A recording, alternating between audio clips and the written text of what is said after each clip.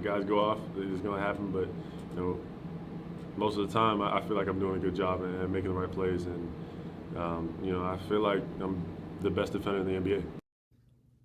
Talk your talk, Ben. Talk your talk, Ben. That's what I like. A lot of people take Ben for granted. He don't talk enough ish. He needs to start talking his ish, and I like that he's talking his ish. What do you like about this Ben T? I think it's about time, as you said, that he starts to talk a little trash and let people know he should have been the defensive player of the year last year, in my opinion, humbly. And this year, he's certainly the most versatile defender in the NBA. He can guard damn near every position from 5 to the 1, and he does spend a lot of his time defending the 1 to the 3. Those perennial all-stars, whether it's Kevin Durant one night, he had to take on Devin Booker the other night. Before that, he had to take on Dame Lillard. Every night it's a defensive battle, and he's still able to put up phenomenal numbers on the offensive side of the ball. So I'm with him. I'm with him, especially if people are looking at saying like Rudy Gobert is the best defender in the league or something like that. Nah, get that torch to Ben Simmons. Right. He really locked down James Harden, Damian Lillard. And when we talk about lockdown, it's not like they're not going to score any points. If he can get them to score below their average, he's done good for the night. Now you're going to have guys like Devin Booker who scores, 36 points the other day. You can't lock everybody down. Thanks. It's impossible. Guys are going to have their days. Yeah. Bag talk. That's right, Anthony. You're not going to be able to lock everyone down every night, but it's nice to see Ben really start reminding people what he brings to the table. And I also love how Doc Rivers is really supporting him in that, saying, look, Ben is a chameleon. What you said, T, he literally can guard 1 through 5. There's not a lot of people that can guard every player on the court. And he even compared Ben to Dennis Rodman and Scottie Pippen. Is this an accurate comparison in your opinion, T? I can see Scottie Pippen for damn sure. Rodman was, I don't want to say it was one-dimensional, but Rodman had a way of getting under cat's skin, getting in their head. He knew where to be at the right time. Scottie Pippen, though, I think is a phenomenal comparison. Just their size, their length, their IQ. Folks forget how intelligent that man is on the court as well. So it is about time Ben Simmons starts talking a little trash and get the recognition that he deserves, because he's damn sure playing like a defensive player of the year. Well, I think he needs to, because, this AllStar fan return, the second one came back. It tallies up all not only the fans, I just want to say 50% of the votes are fans, but then you have a select media panel that makes up the other 25%. And then NBA players make that last 25% up. So the fan vote does account for half of what we're going to ultimately see. This is where the fan vote is tallying up right now. We see LeBron right up there with Kevin. No surprise there. We say our guy Joel Embiid with 3 million votes in at number 3rd most fan votes, obviously for the front court. No Ben and no Tobias. This is disrespectful. I really think this is disrespectful to Ben. He was on here. Now he's no longer on this list. I see Fred crept up under guards, from the Raptors in at number 10. I started looking up stats. He kind of deserves to be there. What are you thinking from this list so far, T? It's unfortunate, I'll say, for guards in the East right now, because the East is so guard heavy. The NBA in itself is guard heavy for sure, but just the additions of Kyrie Irving and James Harden back over here. Well, Kyrie, of course, he was injured last year, but Kyrie being out there, James Harden, that's big. Zach LaVine deserves to be there, I can see, but from 7 to 10, I don't like. Colin Sexton's having a phenomenal year, but I'd have Simmons in over him. D Rose, he's D Rose, but a lot of that is just on the name in itself.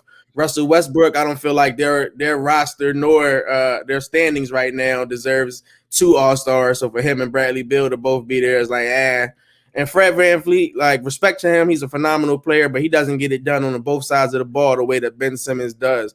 So I can make an argument, and you can look at the team, the players 1 through 6, and it's okay, I can see maybe a little shuffling, but Ben Simmons damn sure should be at the 6-7 spot without a doubt. I agree. And this is the fan vote. So that's why I like that, Ben is talking his talk now, because obviously the fans are taking him for granted because he's not even popping up on here. I do want to shout out Carmelo Anthony, because Carmelo has been playing basketball for 15 years. I remember I went to Syracuse and he had just won the championship.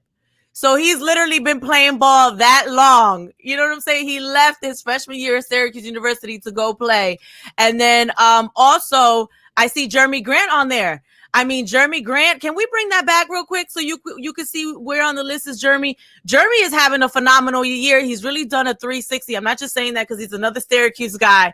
But Jeremy, former Sixer, is up in this front court Eastern Conference division here in at number 10. And you know, hats off to those guys because they're definitely putting in work, okay?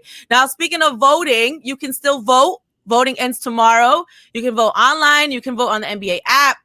Now, you can place 1 vote per player, up to 10 players per day. And that's, you know, online and then on the app. And then if you want to vote by Twitter, you have to. A lot of people don't know this. You have to make sure protect my tweets are unchecked. So if you got a little, you're trying to keep your stuff secret, not to the NBA, you better uncheck that. Okay. And just make sure that you are hashtagging NBA All-Star, hashtag the players' names. Let's get our guys up in this list. Yes, you can submit a maximum of 10 valid votes per day. And then tomorrow voting ends. Tomorrow your vote counts for twice. So basically if you tweet all day, maybe we can get our guys up in there. Real quickly, we are short on time. The NBA is discussing adding a dunk contest and a 3-point contest to the halftime show during the All-Star game. I've heard there's little components that they're trying to add, like charity components. Maybe they're gonna benefit the HBCU some of the money, COVID relief. What are your thoughts on this, T? I see the NBA is trying to do whatever they can to have an All-Star weekend. So I commend them for that. They have to make up some of that money somehow. So I get why they're trying to do what they're doing. This would be something new. It seems like they would extend halftime to about 40 minutes or so. I don't know how that'll affect the players, going from half to half in that instance. It could work. It could work. We've seen, of course, with COVID and everything the NBA is doing, they've surprised me in many ways. So a part of me feels like they're doing a little too much. But as from a fan's perspective, it could end up working, and it could turn out to be a great Sunday, March the 7th. So we'll have to see. I'm very interested to see how they combine everything with them planning to do everything on that one day, on that Sunday. You know what? You bring up a valid point, giving them the benefit of the doubt because they were the inventors of the bubble. So just understanding that they're very serious about this and they're safe. I don't like it at all. I think we're doing too much. I think that we should be happy we're even having an All-Star game, and for you to try to really pack what we do in 3 days into one 2-hour slot. And then as a player, I used to play basketball. It's really hard for you to turn it off for 40 minutes to an hour and then turn it back on.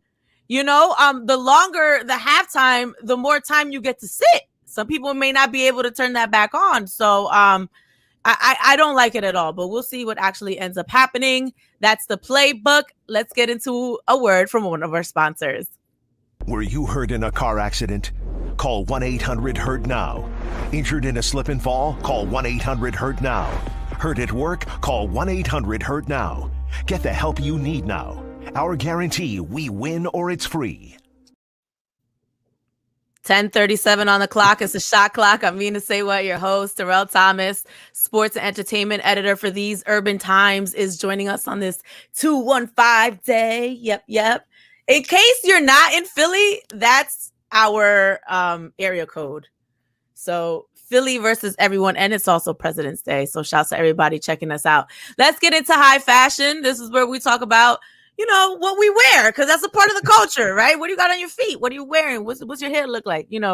That is part of the culture. Now, Twitter was basically in a frenzy this past week because of this rumored OVO Air Force One collaboration. We thought we saw a little sneak peek of the sneaker. We know that Nike has a deal with Drake, and they released a sub-label called Nocta. So a lot of people are thinking that this sneaker is part of that Nocta sub-label. Turns out, sorry guys, the sneaker in question is not part of Drake's official partnership with Nike. But look at these beauties. They are pretty. This is actually a pair of custom sneakers made for OVO Mark and some of Drake's inner circle. Obviously they're hand painted blue. Look at this is so pretty. I kind of wish this was the sneaker. They're hand dyed purple, and they feature OVO on one side, and then the OG right there that you see on one side, and then the OVO stitching in the back of the sneaker below the Nike. Were you disappointed to find out that this wasn't, Drake's Nike collaboration? I wasn't disappointed, but I am anxious to see, because I'm quite sure with that Certified Lover Boy album coming up that Drake has something up his sleeve.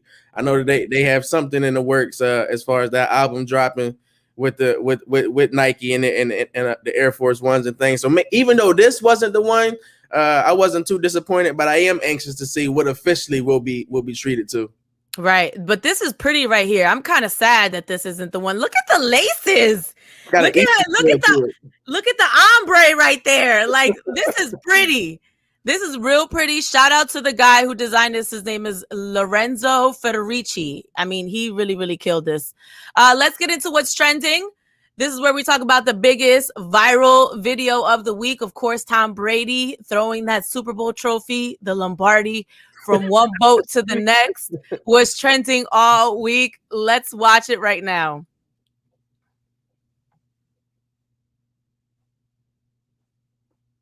There we go.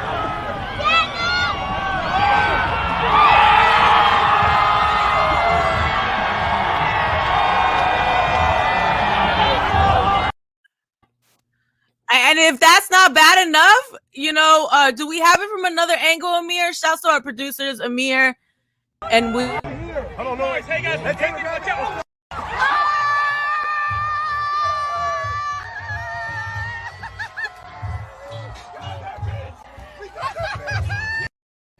Talk about we ain't going nowhere. It looks like a lot of fun, but immediately I kind of was annoyed. I'm like, did we really need to have a Super Bowl boat parade? Like, was that really necessary in the midst of a pandemic? I mean, we were even pushing it having a Super Bowl, and then y'all have a parade. And I think they were like, well, let's do it on a boat. It'll be COVID safe. That was not COVID safe. All those people next to each other. Did you see the crowd of people in the background? I'm like, there's no masks and there's liquor. And here's the thing. I've been around people who are drunk. It's hard for people to follow COVID restrictions sober. When they get liquor into them, they forget everything. The mask comes down here. They're slurring. Tom Brady's falling over everyone. He's talking to reporters without a mask on. This was like, for me, the definition of privilege. We're over here sitting in the house trying to be safe, trying not to get COVID. And here you got all these people on a boat having a grand old time, no social distancing, all masked, celebrating something that they could have waited to celebrate. What are your thoughts, T? I was on one about this. I kind of felt very similar. Like, I felt like we were blessed to even get a Super Bowl as it is. But I've also been seeing Florida has its own set of rules for COVID. Like, they damn sure had their own set of rules. The entire Super Bowl week, you could see that folks weren't wearing masks. They weren't distancing themselves. So it was kind of a ploy. And what you said was real, like the definition of privilege.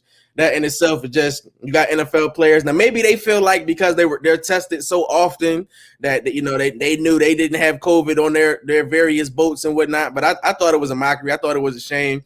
And the young lady, the granddaughter of the gentleman who designs the Lombardi trophy, was highly upset. She was highly upset about Tom Brady throwing the trophy from boat to boat, and felt like Tom should apologize and have a little more care for everything that the Lombardi trophy represents. I don't know if it's that deep. I mean, personally for me, I didn't know if it was that deep, but I was kind of like, well, damn, how are all these people celebrating the Super Bowl and it didn't look safe? It was kind of a damn shame. I mean, it was just the players, I get it, but they had people who are not on the team, on their friends and family. This was not COVID safe. And I'm tired of people being like, well, it's Florida, it's Atlanta. Like, no, they need to take a responsibility. These organizations, especially the NFL, you need to take the responsibility to say, hey, we're not having a parade this year. We're lucky that we had a damn Super Bowl. Now, we're getting a lot of comments off of Facebook. Shouldn't have had a Super Bowl. They don't even let kids have graduations. Thank you.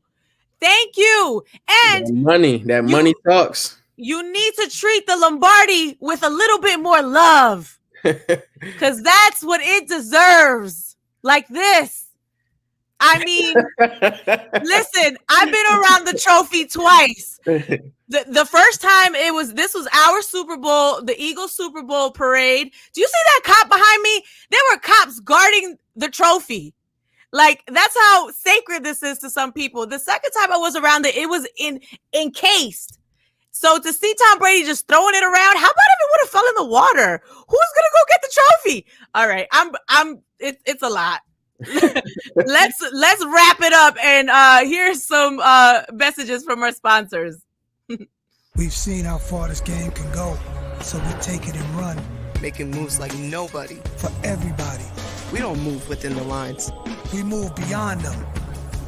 Hennessy, the spirit of the NBA.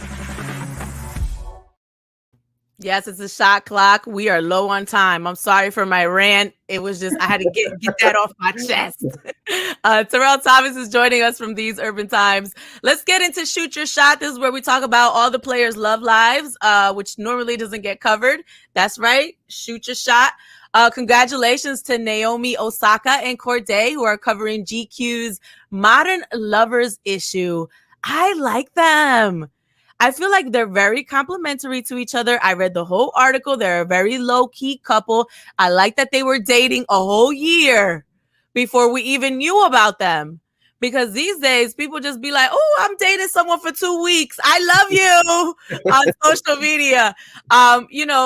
They talk about in this article how they like to keep certain aspects of their relationship private to themselves. How do you feel about these two, T? I think it's beautiful to see two young people, as you just mentioned, who are doing great things in their given industries, one in the music business, other in sports. We've seen them both supporting each other the last couple of months. And what you said was real. I think it's very dope how they kept things under wrap. They found a way to stay private in a world that's not private at all, especially for young people. They broadcast everything on social media. So I wish them the best. It's great to see those young people in love together. Seems like they have a plan for their future, which is very dope as well. So it's great to see, in my opinion. Yeah, and Naomi is a champion. I love her so much. She's intelligent. She's very outspoken about social justice. She beat Serena Williams. She's really climbing her career, and she saves butterflies. Check this out. That butterfly loves some Naomi. My favorite part was the commentator where he's like, off you go, friend. I felt like I was in a Disney movie and like Naomi was the star. And that obviously happened at the Australian Open, which Naomi played in. Now let's get into Russell and Sierra real quickly. They're also a part of this issue. I mean, we already know they're perfect. They pray in the morning together, beautiful couple. Congratulations. Now we're a little short on time. Let's get into plays this week. We got to see who our Sixers are taking on. Shake Milton, I believe, may be out again tonight. Mike Scott just got back on Saturday, but we really need him to crank things up a bit. We are ending our away schedule tonight. This is going to be a tough game against the Jazz. First of all, it's another late game. Back to our earlier point, T. It's going to be rough, but they're the number one team in the West right now, and they're really good at home. They're 12-2 at home. This is going to be a tough game. The Rockets on Wednesday, Bulls on Friday, Raptors on Sunday. What are you thinking about this lineup, T? I think the Sixers have a great chance of going 3-1. That Jazz game will be interesting this evening. Embiid's questionable. If he's not out there tonight to go against Gobert, that could be an issue. The Rockets look good, but I think the Sixers have what it takes to take them down, as well as the Bulls and the Raptors. We got to keep an eye out on the Raptors, though, because they are in discussions to trade for Andre Drummond, the Cavs' big man. So that team could look a lot different by the time they face the Sixers on Sunday. All right. Well, that wraps things up. Thank you so much for watching the Shot Clock. We're a little late today, but I went on my little Super Bowl rant. I had to get that off my chest. And then we had to talk about Naomi, the butterfly whisperer. Like, hello. Terrell, thank you so much for joining us. Sports and entertainment editor, theseurbantimes.com. Thank you for everyone who watched this on YouTube, Facebook, Twitter, and Twitch. I'm Mina SayWhat. We will talk to you next Monday, 12 o'clock, right here on the Shot Clock.